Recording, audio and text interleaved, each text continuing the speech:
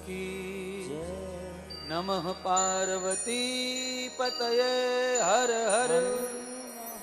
जय जय श्री राधे। महात्मा आचार्यों ने चंचला को जो कहा वही मैंने आपको बताया। अरे चंचला, भगवान की कथा सुनो, श्रवण करो, उनकी शरणागति करो, तब तुम्हारा उद्धार हो सकता है। भैया, कर्म का साथी कोई दवा नहीं है। कर्म का साथी स्वयं करता है, करने वाला ही है। चंचला ने ब्राह्मणों को गुरु मान करके उनसे शिव महापुराण की दिव्य कथा श्रवण की। ये कथा क्यों सुनाई जाती है? आपके अंदर कोई खेद ना पैदा हो, खर्चा करके क्या मिला, ऐसे चले गए पैसे 9 दिन, क्या हुआ, खाया पिया चले गए ना। आपके मन में अंदर से ये गौरव प्राप्त हो कि हमने कुछ खर्चा किया है जिंदगी में, जो सही जगह पर खर्चा किया है, इससे जीवन बनेगा, जीवन का उद्धार होगा। चंचला ने पूरे 4 सोमवार श्रावण कथा श्रवण की। शिव महापुराण के समस्त श्लोकों को श्रवण किया। कथा संपन्न हुई। चंचला का शरीर मृत्यु को प्राप्त हो गया। चंचला, दूसरा अवतार चंचला ने कहां लिया पता है आपको? कैलाश में, पार्वती के पास। माता पार्वती की सखी बन गई चंचला।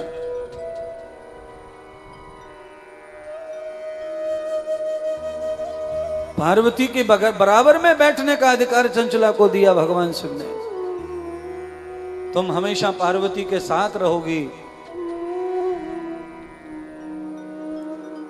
इतना बड़ा गौरव चंचला को प्राप्त हुआ। 1 दिन, 2 दिन, 3 दिन, 4 दिन, 5 दिन, 6 दिन, 7 दिन निकले चंचला को कैलाश में। पार्वती माता देख रही हैं कि चंचला को इतने भयंकर पापों के बाद मेरी सखी बनने का मौका मिला शिव कृपा से, फिर भी चंचला प्रसन्न नहीं है, आनंदित नहीं है, चेहरे पर खुशी नहीं है। क्यों नहीं है?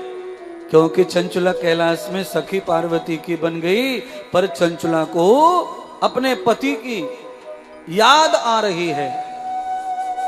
और याद ऐसे नहीं आ रही कि मेरा पति होता तो मैं भोगती ये करती ना। उसे याद ये आ रही है कि मेरे जैसे पाप करके मेरा पति भी गया है, वो किस हाल में होगा, वो कहां होगा। स्त्री को जब नरक मिलता है तो पुरुष को भी नरक ही मिलता है, ऐसे कर्म करने से। पार्वती ने पूछ लिया, चंचला क्या बात है? इतना बड़ा सौभाग्य पाकर भी तुम खुश नहीं हो, दुखी दिख रही हो, क्या हुआ बताओ। चंचला ने मां के चरण पकड़े और कहा, जननी, मेरे दुख का कारण यह है कि मेरा पति बड़ा पापी था और भयंकर बीमारी से त्रसित होकर मृत्यु को प्राप्त हुआ। भगवान शिव की कथा सुनते सुनते मैंने ये सुना, ऐसे कर्म करने से जीव गंदी योनि में चला जाता है। तो न जाने मेरा पति आज कहां दुख भोग रहा होगा। धन्य है भारत की माता, भारत की औरत, धन्य है भारत की पत्नी, जिस पति ने जीवन में एक दिन सुख दिया नहीं पत्नी को, पर पति को लिए पत्नी के दिल में आज भी जगह वही है कि कैसे भी मेरा पति उस दुख से, नरक से मुक्त हो जाए। न जाने कहां फंसा होगा, न जाने कहां रो रहा होगा।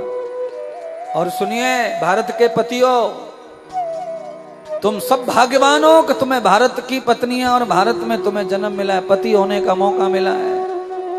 अगर यही काम तुम्हारा लंदन, इंग्लैंड, पेरिस में होता तो तुम्हें 2 टके का कुछ नहीं होता, पति कुछ नहीं होता। फिर तुम भारत में पति होने का गर्व होता है। और भारत में अकेला भारत में ही ऐसा है कि थोड़ा बहुत आंखें दिखा सकते हो पत्नी को। कभी मन आ गया मनोरंजन में थप्पड़ भी मार सकते हो एक आध, गाली गलौज कर सकते हो। और उसके बावजूद भी पत्नी तुम्हारा नाम नहीं छोड़ती, तुम्हारा घर नहीं छोड़ती, तुम्हारी पूजा नहीं छोड़ती, तुम्हारी सेवा नहीं छोड़ती। ये सिर्फ भारत में ही संभव है। इसीलिए पत्नियों के पाकर के आप धन्य हो गए सब पति। ऐसे ही पत्नियां भी धन्य हो जाएं तुम्हें पाकर, तुम ऐसे हो जाओ अच्छे। पत्नियों को ऐसा लगे कि अगले जन्म में यही मिले, यही मिले अगले जन्म में, अगले जन्म में यही मिले। ऐसा पत्नी रोज कहे पूजा में बैठ के।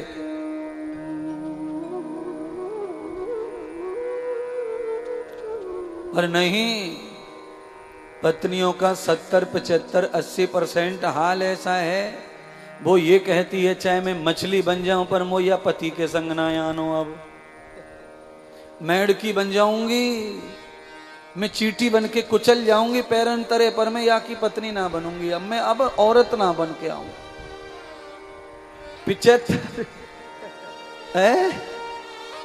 75% महिलाओं का यही मंत्र चल रहा है। किसी जन्म का पाप बस भर लिया, अब नहीं, अब नहीं, अब नहीं, अब नहीं, अब नहीं।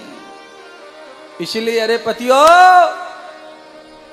तुम्हारी पत्नी तुम्हारे अलावा किसी का नाम ना निकाले, ऐसा कर लो, इतना खुश कर दो उनको। हाँ, चंचला को देखो कितना सताया, फिर भी चंचला मरे हुए पति के लिए दुखी हो रही है। वो कहां नरक में पड़ा होगा, कहां दुख भोग रहा होगा। हे माता पार्वती, जैसे भगवान शिव ने मुझ पापिन पे कृपा करके आपकी सखी बना दिया है, ऐसे ही आप मेरे पति पे कृपा करके भगवान का गण बना दो, तब जाकर मैं खुश रह पाऊंगी, नहीं तो मैं खुश नहीं रह सकती। मेरा पति मुझे दिखाओ, मेरा पति मिलवाओ।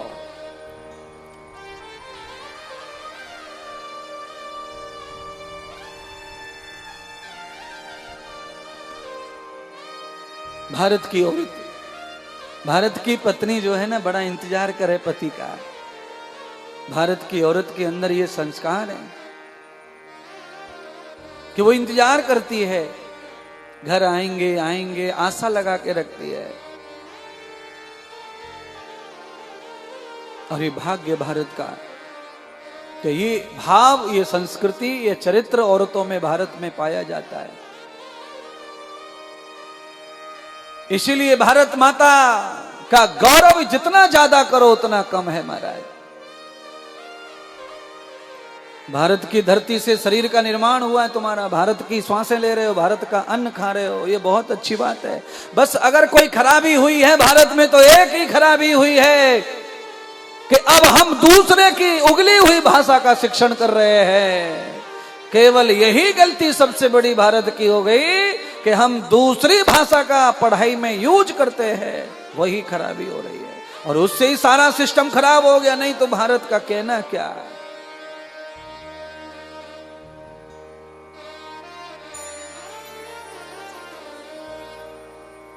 भारत की धरती में भयंकर कलयुग चल रहा है, पर इस कलयुग में भी भारत की धरती के नर नारी में सीताराम बसे हैं महाराज।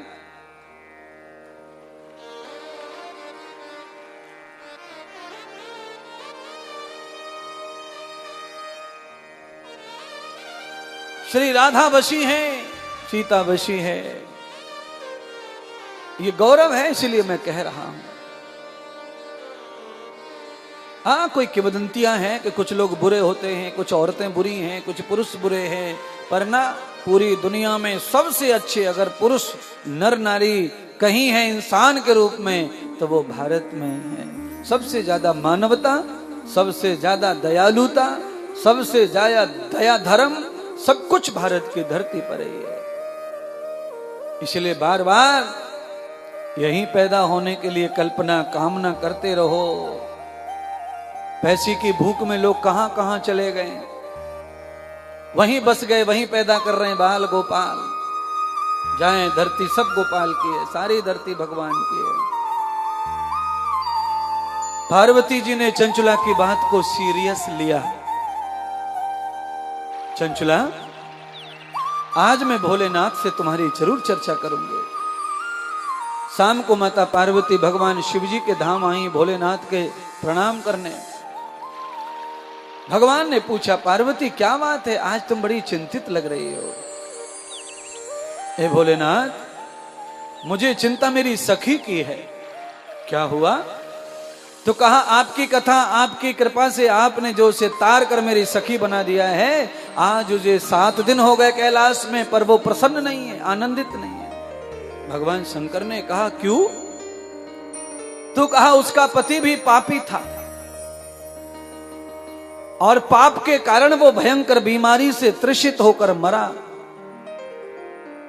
और उसे सौभाग्य नहीं मिला आपकी कथा सुनने का। तो चंचुला का मानना है कि वो किसी भयंकर नरक में पड़ा होगा तो दुखी होगा, और दुखी होकर के मैं पत्नी हूं और मैं सुखी हूं, आय हाय रे, मैं कैसे सुखी रहूं पति के बगैर? मेरा पति दुख में, तो ये सुख मुझे कैसे भाएगा?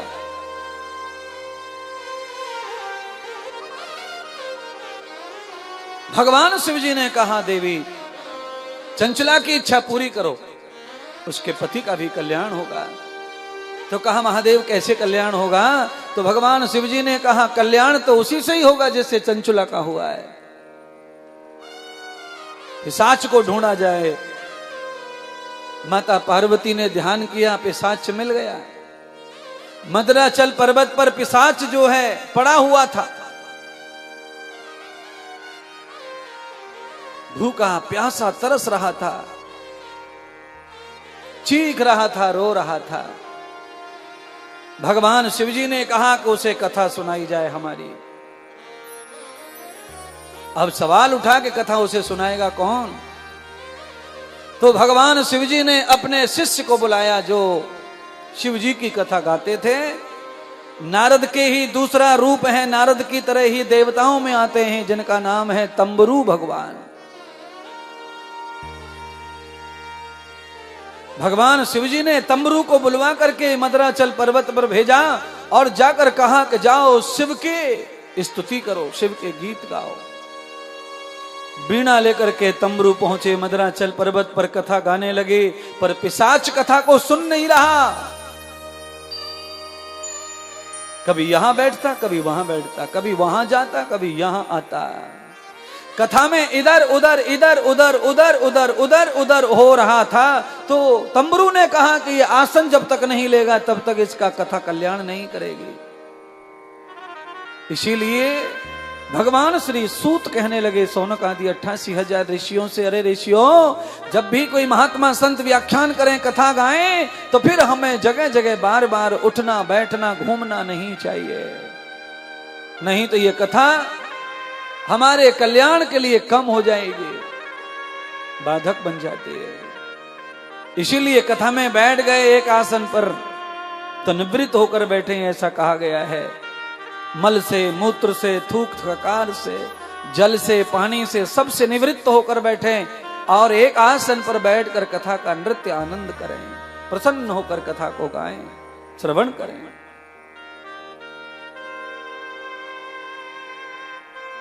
तंबरू ने भगवान के गणों को बुलाया और पिशाच को पीपल के पेड़ से बांध दिया और फिर भगवान शिव की परम कथा को श्रवण कराया। जैसे जैसे शिव की कथा चलती जा रही थी, पिशाच के शरीर में मांस पैदा हो रहा था, रक्त पैदा हो रहा था, मंजा पैदा हो रही थी, चमड़ी पैदा हो रही थी, पिशाच में रूप आ रहा था। रूप का जन्म हुआ। पिशाच योनि से मानव की योनि में जब रूप कन्वर्ट हो गया, चेंज हो गया कथा सुनते सुनते, तो उसके सारे बंधन खोल दिए गए और वो भगवान शिव जी का गण बन गया। शिव कथा यही कहती है। कि आज पत्नी की वजह से पिशाच योनि में गए हुए उस ब्राह्मण को भगवान के गण बनने का अवसर शिव कथा श्रवण से हुआ। और इसमें कोई शक नहीं है, भगवान शिवजी की, भगवान राम की, भगवान कृष्ण की, किसी भी देव का जब हम चरित्र श्रवण करते हैं,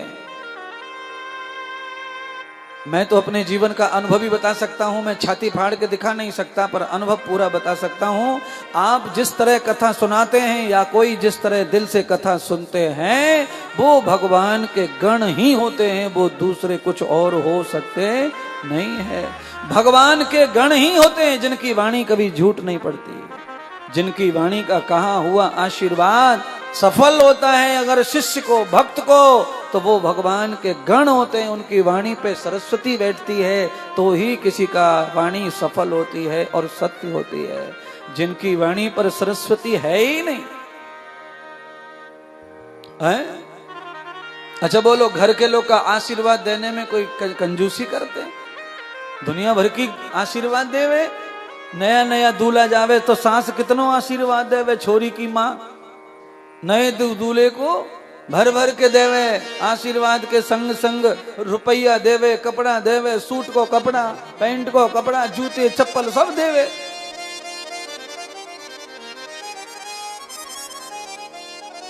पर आशीर्वाद लगता नहीं सास का जमाई को। चाची ने आशीर्वाद दिया, मौसी ने दिया, सब दे रहे हैं। माता पिता भी आशीर्वाद देते, कौन श्राप देता अपने बच्चों को? सब आशीर्वाद देते, पर कहां लग रहा? अगर माँ बाप का आशीर्वाद लग जाए तो बच्चों का तो कब का कल्याण हो गया होता, कब से देने में लगे पड़े। वो तो हर एक बर्थडे में दुनिया भर का देते हैं। क्यों नहीं लग रहा आशीर्वाद ज्यादा? क्योंकि ये जितनी जनता है माता पिता के, चाची चाचा मौसी के रूप में, ये भगवान के गण नहीं है, इसीलिए इनकी वाणी में यश नहीं है। भगवान के गण जो बन जाते हैं उनकी वाणी में यश आता है, उनके दृष्टि में यश आता है, उनके स्पर्श में यश आता है। वो देख लें तो कल्याण, छू लें तो कल्याण, बोल दें तो कल्याण, और डांट दें तो परमानेंट कल्याण। डांट में तो ज्यादा ही कल्याण होता है, महापुरुषों की डांट में बहुत उद्धार है। अच्छा, पर आप लोग कैसे? आप लोग प्यार के भूखे, आपको प्यार होना, प्यार होना, प्यार होना। अरे महाराज, प्यार ज्यादा करते हैं तभी तो डांटते हैं, बिना प्यार के कौन किसी को डांटेगा? हरिद्वार की हर की पौड़ी में 1 लाख औरतें, 1 लाख पुरुष हैं, वहां डांटने गए हम किसी को? क्या लेना देना है हमको? डांट भी उसी पे पड़ती है जो अपना अंग बना हो, जो अपना संग बना हो। काहे को डांटेंगे भैया किसी को? क्यों डांटे भाई? समझाना है और डांटना सब एक बराबर है। ताड़ना श्रेणियो गुण, लालना श्रेणियो दोष। मनुस्मृति। माता पिता गुरुजन औलाद को और शिष्य को अगर ज्यादा लाड़ लड़ाएंगे तो बर्बाद करके रख देंगे, ये दोष है।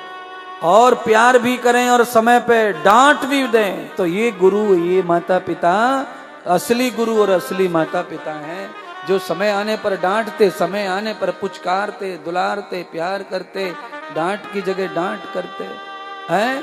लोहार को देखो, पहले लोहे को भट्टी में तपाता, जलने के लिए छोड़ देता अकेला, उसके बाद में कुटाई करता, इतने से भी पेट नहीं भरता था। दे घन दे हथौड़ा, दे घन दे हथौड़ा, तब भी पेट नहीं भरता। फिर अग्नि में, फिर कुटाई, फिर अग्नि में, फिर कुटाई, पर एंड में क्या करता लोहार? ठंडे पानी में डाल।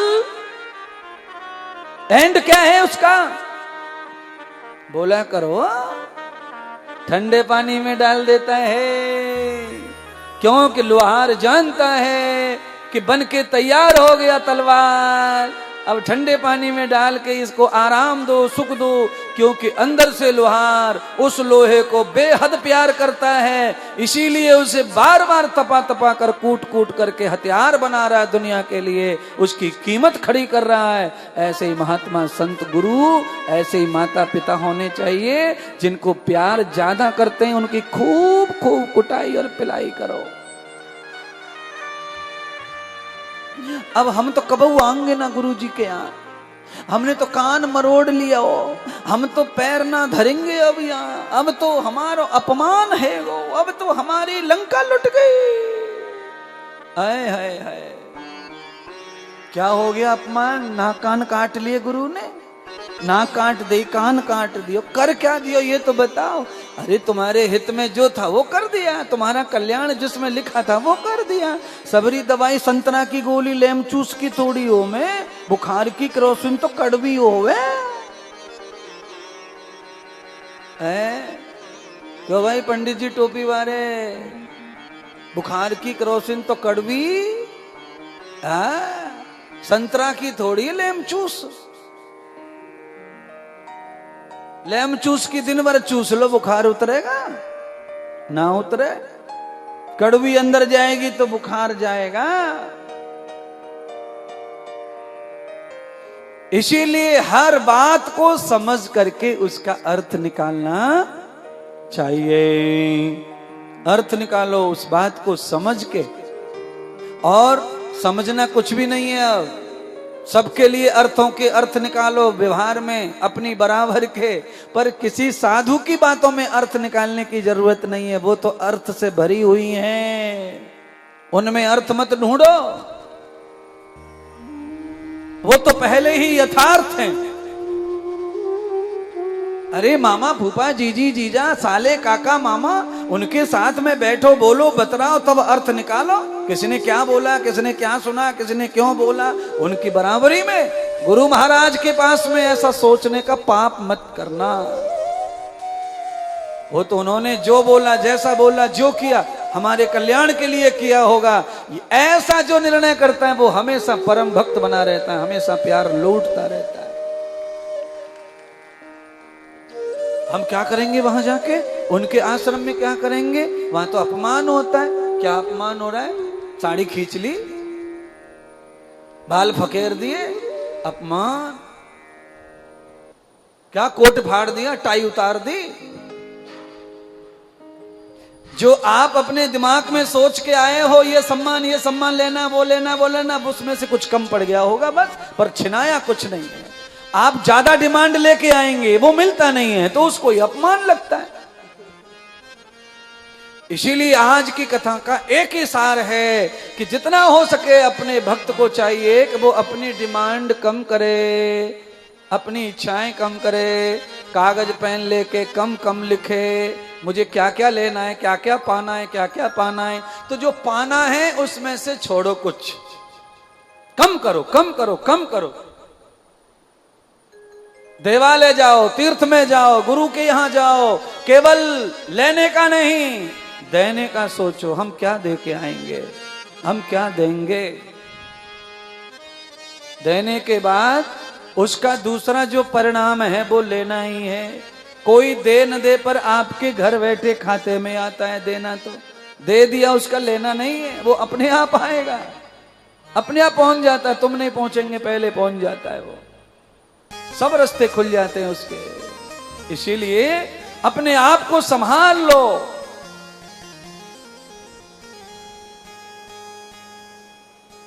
और ये सब होता क्यों है? ज्यादा इच्छा की वजह से होता है। आप ज्यादा इच्छा कर लो किसी से, किसी को ज्यादा चाह लो, और चाहना अच्छी बात है, पर चाहना में चाहना पैदा कर लो तो ये लफड़े होते हैं, दुख आता है, क्लेश आता है, रुकावट आती है। आप किसी को कितना भी चाहो पर उनसे कुछ मत चाहो। आप किसी को कितना भी चाहो पर उनसे कुछ भी, तो आप हमेशा खुश रहेंगे। और जिनको हम चाहते हैं उनसे हमें सब प्राप्त होता है, बिन मांगे सब प्राप्त होता है। क्योंकि तुम्हारी चाहत में सच्चाई है तो दुनिया इधर से उधर हो जाएगी, पर तुम्हारी चाहत पूरी होगी।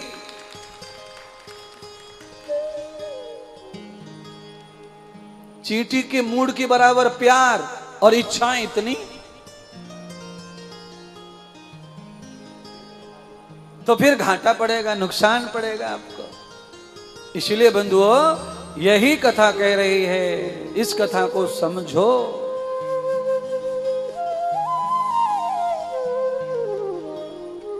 मन के भरोसे तू रहना नहीं, मन के भरोसे तू रहना नहीं, जिन्हें अपना समझे उनसे कुछ कहना नहीं।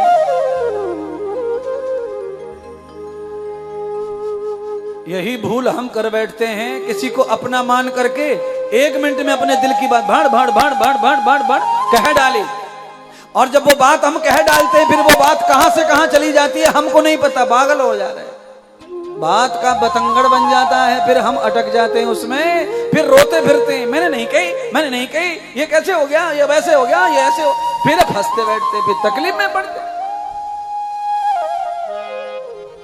मन के भरोसे रहना नहीं, जिन्हें अपना समझे हो उनसे कुछ कहना।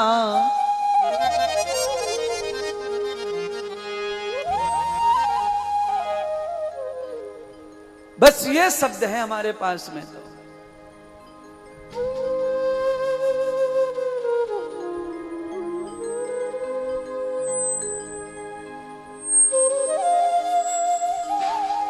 कल्याण नहीं है किसी विध दूसरी तरीके से, एक ही गुण है वो, दूसरा कोई गुण नहीं है जो कल्याण करे। एक ही गुण से कल्याण होगा, और वो गुण कौन सा है? वो गुण है वही भजन, ईश्वर जतन, परमात्मा का। और ये सारे दोष हमारी संकल्पना, इच्छाओं के बढ़ जाने से होते हैं। हमारी जब इच्छाएं संतुलित रहती है और हमारी चाहत का वेग ज्यादा रहता है तो हमारी हर इच्छा पूरी होती है। हमारे अंदर चाहत कम और चाह ज्यादा, तो हमारी इच्छाएं नहीं पूरी होंगी और संकट ही संकट लगेगा, अपमान अपमान लगेगा।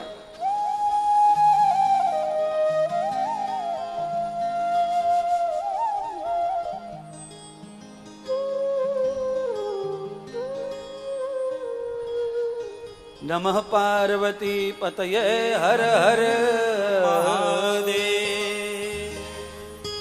सदान शंकर नाच नचाए, सदान डमरू बोले, सदान करते क्रोध सदाना, नेत्र तीसरा खोले।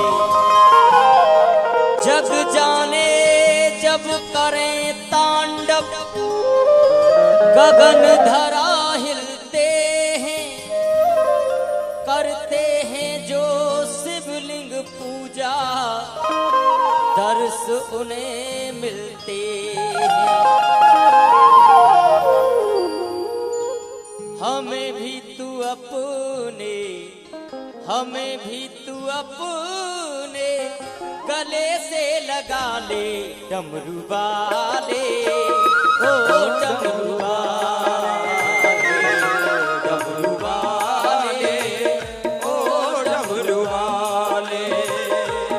ओ हमें भी तू अपने, हमें भी तू अपने गले से लगा ले, डमरू वाले, ओ डमरू वाले, डमरू वाले, ओ डमरू वाले।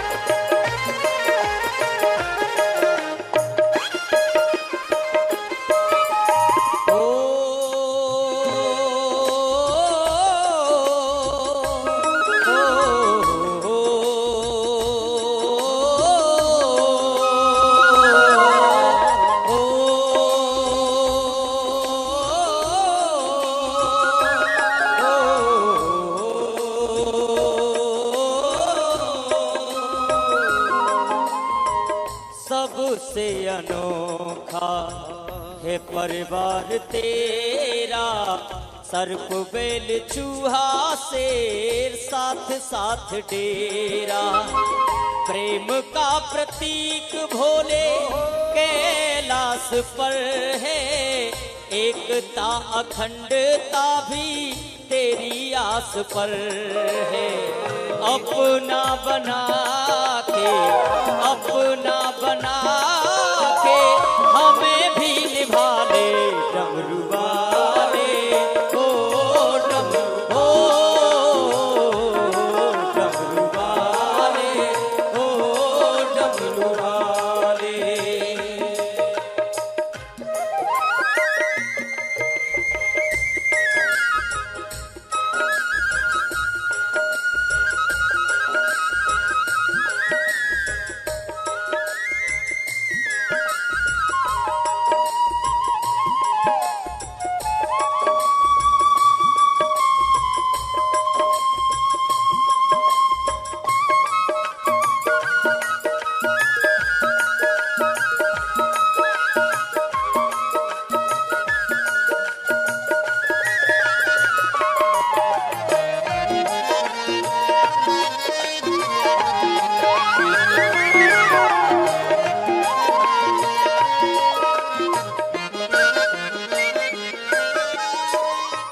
भोले भक्तों को बाबा भोला भाला है, भोले भक्तों को बाबा भोला भाला है।